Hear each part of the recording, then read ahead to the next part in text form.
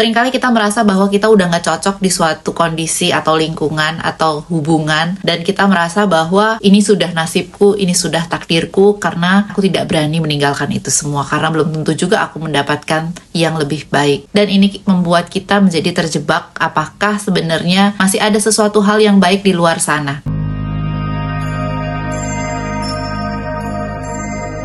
Atma, namaste. Halo teman-teman semua, apa kabar? Semoga semuanya selalu dalam keadaan yang sehat dan selalu dalam lindungan Tuhan.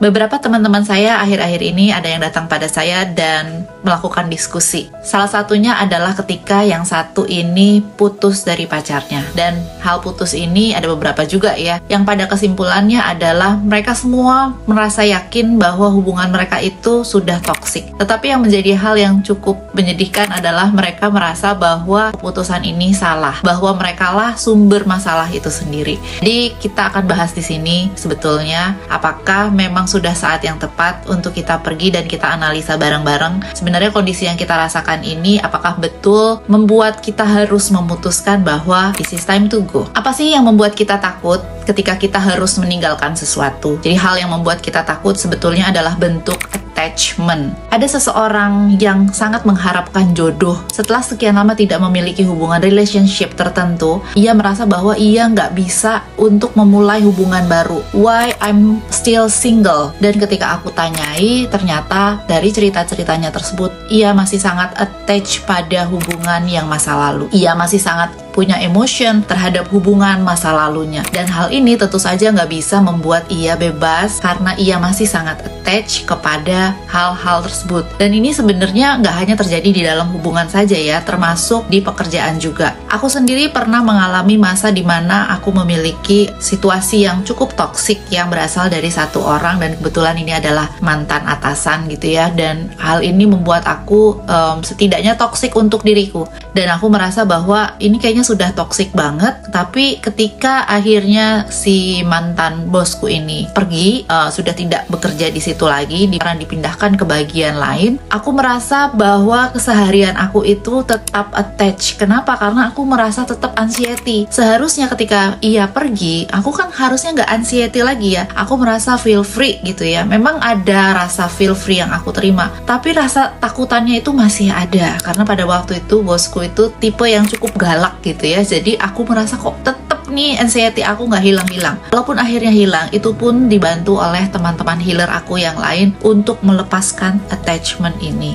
Apakah teman-teman merasakan hal yang sama? Ketika kita nggak bisa lepas dari sesuatu dan sesuatu itu pergi, kok kita rasanya masih tetap butuh kepada sesuatu yang nggak bener ini, yang toxic ini, begitu attach-nya. Itu yang aku rasakan, dan ini memang benar-benar sulit untuk dilepaskan dengan mudah. Attachment ini juga ada hubungannya dengan kehilangan kebiasaan. Kehilangan kebiasaan yang kita hadapi sehari-hari. Let's say, ambil contoh tadi aku lagi ya, karena aku setiap harinya itu sering sekali diomelin, sedikit-sedikit salah diomelin, dan diomelinnya itu bukan dengan cara dikasih tahu ya, tapi diomelin dengan cara yang sangat-sangat galak. Ketika mantan bosku ini pergi dan tidak menjadi atasanku lagi, kehidupanku menjadi sangat damai. Bos yang menggantikan juga menjadi sangat baik, yang tidak terlalu peduli gitu. Artinya pekerjaan saya salah, pekerjaanku ada yang keliru, ya hanya memberitahu. Bahkan kadang-kadang mungkin juga nggak lihat gitu ya. Lalu aku sendiri merasa tetap anxiety. Kenapa? Karena kok kebiasaan diomelin ini nggak aku dapetin sih. Artinya kerjaan aku nih bener apa enggak sih? Nah, anxiety sendiri jadinya. Hal ini yang membuat aku sangat attached. Berarti ini sudah kayak penyakit di dalam diriku. Apakah kamu merasakan hal yang sama? Contoh lainnya lagi adalah ada seseorang temanku, ia bercerita kekasihnya itu sering sekali berselingkuh dan pernah beberapa kali ketahuan. Dan ketika ketahuan, ia cuma bisa memaafkan. Pada saat itu, selingkuh yang terakhir ini, dia sudah mulai berpikir bahwa apakah ini saat yang tepat untuk aku pergi karena ia selalu selingkuh. Tetapi kemudian ia balik lagi sama aku dan bertanya, apakah ini saat yang tepat untuk aku pergi? Karena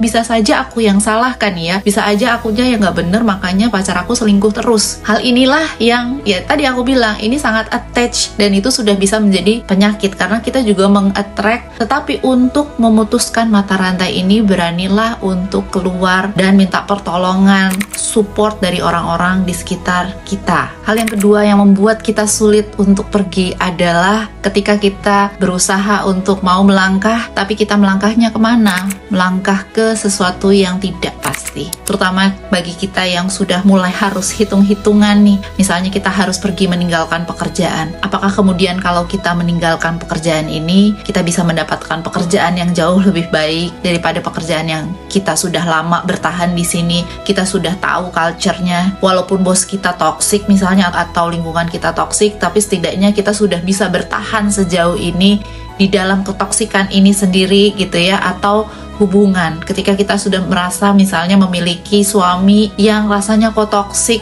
selalu main tangan, KDRT gitu ya, atau melakukan verbal abuse, dan kita merasa bahwa kita harus pergi, tapi kok kita mengalami ketergantungan secara ekonomi kepada suami kita ini. Apakah ini benar-benar aku harus meninggalkan ini semua? Lalu aku tuh melangkah kemana? Hal ini yang membuat kita menjadi sulit untuk pergi, karena kita melangkah ke sesuatu yang tidak pasti. Seorang stoik filosofer yang bernama Epictetus pernah mengatakan bahwa anggaplah kita berada dalam satu rumah, di mana rumah itu semua jendelanya tertutup dan mulai ada asap. Asap itu terus-terusan berada di rumah dan tidak bisa kemana-mana juga. Dan lama-lama mulai keluarlah juga api. Dan kita masih berada di situ menghirup asapnya waktu kita bernafas. Apa yang bisa kita lakukan? Ya pergi. Nah sekarang jika kita bandingkan dengan kehidupan kita, sebetulnya asapnya ini apa sih? Asapnya kan gak kelihatan juga ya. Inilah sesuatu hal yang membuat kita menjadi ragu-ragu, ketidaktahuan, ketidakpastian akan alam semesta, akan terjadi apa sama nasibnya kita selanjutnya. Inilah yang membuat kita menjadi takut. Tetapi di sini aku mengatakan bahwa you have to faith. Kamu harus mempunyai iman, kamu harus mempunyai keyakinan bahwa ketika kamu berada dalam situasi tertentu, Tuhan atau semesta hanya memberikan pelajaran saja, sehingga kita harus mampu melewati itu semua dan keluar dari situasi ini. Hal yang ketiga adalah investasi. Sebenarnya ketika kita melakukan sesuatu hal, kita ingin meninggalkan ini semua, baik hubungan, baik pekerjaan, yang menurut kita ini sudah saatnya atau sudah harus aku pertimbangkan untuk aku lepaskan, kita harus bikin dulu pro dan kontranya apa sih. Ketika kita bikin pro dan kontra, ini malah kadang-kadang membuat kita tambah bingung. Kenapa? Misalnya aku sudah punya pacar dengan si A ini, tetapi pada akhirnya pacaran dengan si A ini hanya bisa membawa hal yang toksik saja dalam hubungan aku. Tapi kemudian ketika aku bikin pro dan kontranya, ternyata kontranya itu isinya adalah bahwa kita sudah menginvestasikan banyak hal sama si A ini. Aku sudah menyerahkan semua emosi aku. Aku bahkan sampai rela berhubungan suami istri dengan si A ini ya. Artinya bahwa sebenarnya kita sudah percaya sama dia 100% bahwa dia akan bisa menjadi suamiku gitu. Atau aku sudah banyak memberikan si A ini uang untuk membantu dia dalam menjalankan kehidupannya gitu ya. Jadi si A ini butuh uang dan si cewek ini ngasih gitu. Atau aku sudah banyak juga memberikan modal atau apapun juga yang kemudian menurut aku tuh kok investasiku tuh banyak banget sama dia, kemudian aku meninggalkan dia, lalu tuh aku dapat apa gitu? Aku dapat apa di sini? Aku sama sekali tuh nggak rela gitu ya. Jadi ini yang membuat kita sulit meninggalkan hubungan ini, karena aku merasa bahwa kamu harus pulangin dulu nih semuanya, kamu harus bayar dulu nih semuanya, baik bayar yang sifatnya emosional maupun bayar yang sifatnya fisik yang kita udah kasih sepenuhnya buat si A ini. Ini adalah salah satu contohnya why kita sulit sekali untuk berjalan pergi. Tetapi sebenarnya yang aku maksud dalam membuat pro dan kontra itu bukan seperti itu ya. Dan jangan selalu berhitung-hitung di dalam hal ini. Ketika kita merasa bahwa it's not worth, pergilah, tinggalkanlah semuanya. Tidak usah menghitung berapa banyak yang sudah kita investasikan di dalam hal ini, teman-teman.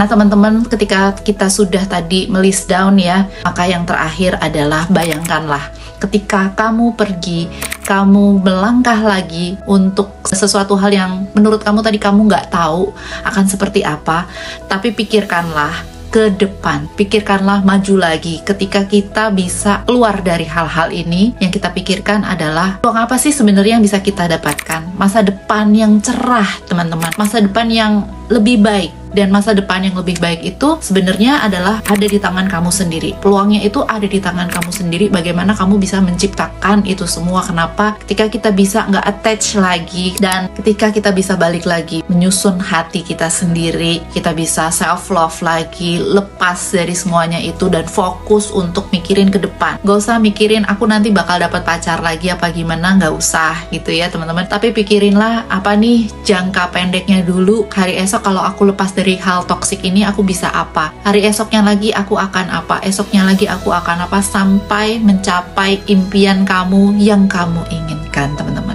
Thank you very much teman-teman udah lihat video aku hari ini, semoga berguna dan bermanfaat. Kalau teman-teman ada yang butuh untuk proses healing, baik healing penyakit ataupun healing psikis, teman-teman bisa menghubungi aku udah tulis di kolom deskripsi apa aja yang aku bisa lakukan untuk menolong teman-teman semua. Thank you very much, I love you all, and Atma, namaste.